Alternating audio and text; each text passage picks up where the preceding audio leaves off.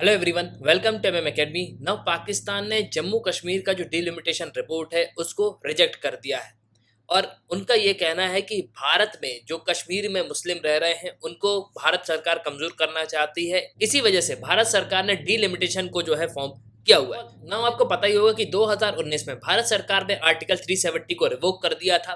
पहले ये बिल राज्यसभा में लाया गया, फिर उसके बाद जो है लोकसभा से ये पास हुआ और फाइनली जम्मू कश्मीर से आर्टिकल 370 को रिवोक किया गया और 31 अक्टूबर 2019 को जम्मू कश्मीर और लद्दाख को अलग अलग जो है यूटीज बनाए गए और उसके बाद डिलिमिटेशन कमीशन को जो है फॉर्म किया गया, जो कि परिसीमन का काम करेगा।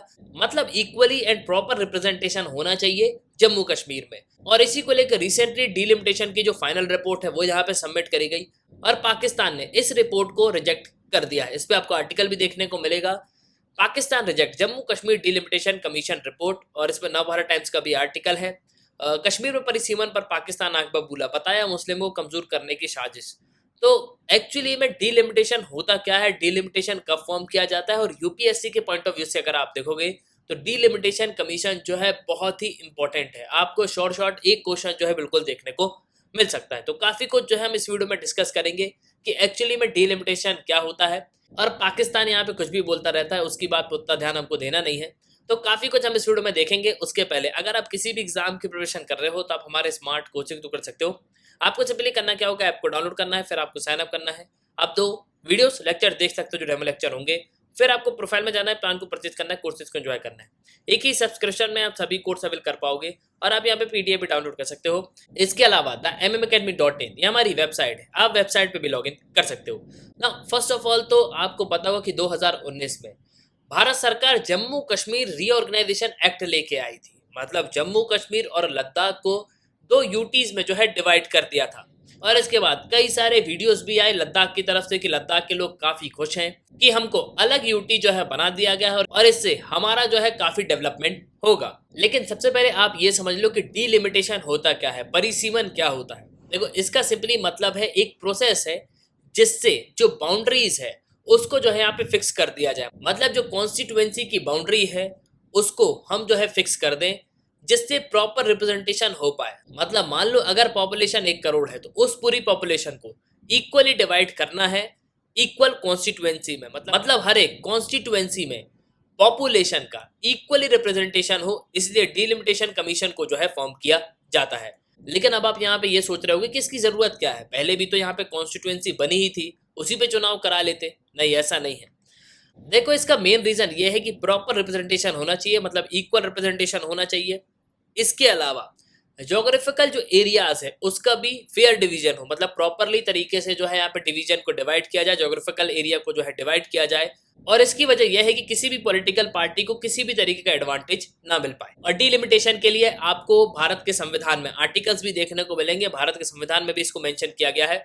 आर्टिकल 82 के अंडर में पार्लियामेंट के पास ये पावर होती है कि वो डिलिमिटेशन एक्ट को जो है फॉर्म करे हर सेंसस के बाद। इसके अलावा जो आर्टिकल 170 है वो भी यहाँ पे ये बोलता है कि हर एक सेंसस के बाद डिलिमिटेशन एक्ट को जो है फॉर्म करना चाहिए और जो कॉन्स्टिट्यूएंसीज हैं उनको जो है प्रॉपरली यहाँ पे डिवाइड करना चाहिए। ये स्टेट्स पे भी जो है लागू होता है। अब जब ये एक्ट को लाया जाता है उसके बाद फाइनली जो केंद्र सरकार है वो डिलिमिटेशन कमीशन को फॉर्म करती है, मतलब परिसीमन का एक आयोग बनाती है।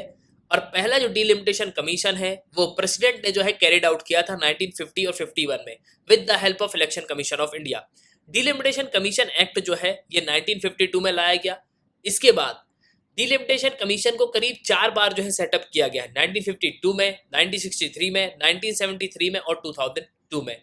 इसके अलावा अगर आप देखोगे तो यहाँ पे एक्ट भी बनाए गए। 1952 में एक्ट आया, 1962 में एक्ट आया, 1972 में एक्ट आया और 2002 में एक्ट आया। इसके अलावा जब 1981 में और 1991 में सेंसस हुए तब कोई डिलिमिटेशन कमीशन जो है फॉर्म नहीं किया गया। देखो, सिंपली जब भी सेंसस होता है, मतलब जब भी जनगणना होती है, उसके बाद पार्लियामेंट को जो है एक्ट लाना होता है और परिसीमन का काम यहाँ पे करना होता है। मतलब कॉन्स्टिट्यूएंसी को बढ़ाना है या कम करना है, ये जो काम है ये डिलिमिटेशन कमीशन करता है। लेकिन अब आप यहाँ पे ये बोलो कि डिलिमिटेशन कमीशन फॉर्म कौन करता है। देखो, मेनली प्रेसिडेंट का जो है कंसेंट होना चाहिए। राष्ट्रपति जो होते हैं भारत के वो अपॉइंट करते हैं। इसके अलावा इलेक्शन कमीशन का कोलैबोरेशन भी हमको देखने को मिलता है। अब डिलिमिटेशन कमीशन को हेड कौन करता है, तो रिटायर्ड सुप्रीम कोर्ट जज होते हैं, वो इसको हेड करते हैं। इसके अलावा चीफ इलेक्शन कमिश्नर भी हमको देखने को मिलते हैं। इसके अलावा स्टेट इलेक्शन कमिश्नर जो होते हैं उनको भी इसमें ऐड किया जाता है। लेकिन अब जैसे ही 2019 में आर्टिकल 370 को रिवोक किया गया, जम्मू कश्मीर और लद्दाख को एक नई यूटी बनाई गई, उसके बाद डिलिमिटेशन कमीशन को फॉर्म किया गया जो कि बाउंड्रीज को रिड्रॉ करेगी असेंबली के। इसके अलावा जो पार्लियामेंट्री कॉन्स्टिट्यूएंसीज जम्मू कश्मीर में उनको भी क्या करेगी, फॉर्म करेगी। और इसके लिए 3 मेंबर की जो पैनल है उसको फॉर्म किया गया। तो जस्टिस रिटायर्ड जो रंजना देसाई हैं उन्होंने इस पैनल को जो है हेड किया और इन्होंने फाइनल ऑर्डर जो है रिसेंटली सबमिट किया हुआ है कि जो कॉन्स्टिट्यूएंसीज हैं यूनियन टेरिटरी में वो किस तरीके से होंगी। उन्होंने पूरी बाउंड्रीज को जो है रिड्रॉ किया हुआ है। और ये जो डिलिमिटेशन कमीशन है जम्मू कश्मीर का, उसको मार्च 2020 में फॉर्म किया गया था और उसने अपनी फाइनल रिपोर्ट जो है सबमिट करी है।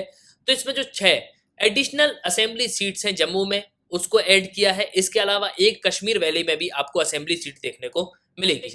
और देखो जैसे ही डिलिमिटेशन कमीशन ने अपनी रिपोर्ट को सबमिट किया तो उसके बाद जो पाकिस्तान के प्राइम मिनिस्टर है शहबाज शरीफ, उन्होंने यहाँ पे ये कहा कि जिस तरीके से भारत सरकार ने डिलिमिटेशन कमीशन को फॉर्म किया है ये बिल्कुल गलत है। इन्होंने जिस तरीके से बाउंड्री को रिड्रॉस किया हुआ है ये बिल्कुल गलत है, मतलब कॉन्स्टिट्यूएंसीज को जो है प्रॉपर रिप्रेजेंटेशन नहीं दिया गया।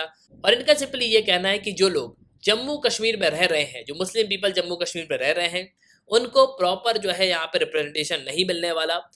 भारत सरकार चाहती है कि जम्मू कश्मीर में जो मुस्लिम लोग रह रहे हैं उनको ये डिवाइड कर पाए, इसलिए इन्होंने इस तरीके की कॉन्स्टिट्यूएंसी को जो है फॉर्म किया हुआ है। इसके अलावा इन्होंने इस चीज को भी ऐड किया कि भारत चाहता है कि हिंदूज का जो रिप्रेजेंटेशन है वो जम्मू कश्मीर में बढ़ा दे और जो मुस्लिम्स का रिप्रेजेंटेशन है उसको कम किया जाए। और एट लास्ट अब फाइनल जो डिलिमिटेशन की रिपोर्ट है उसको सबमिट कर दिया गया है और आने वाले कुछ ही समय में हमको जो है जम्मू कश्मीर में चुनाव भी देखने को मिलेंगे।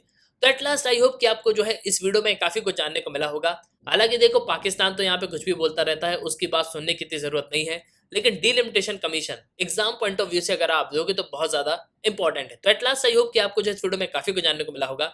इसी के साथ ये था इस वीडियो का, सुनने के लिए बहुत बहुत धन्यवाद। जय हिंद, जय भारत।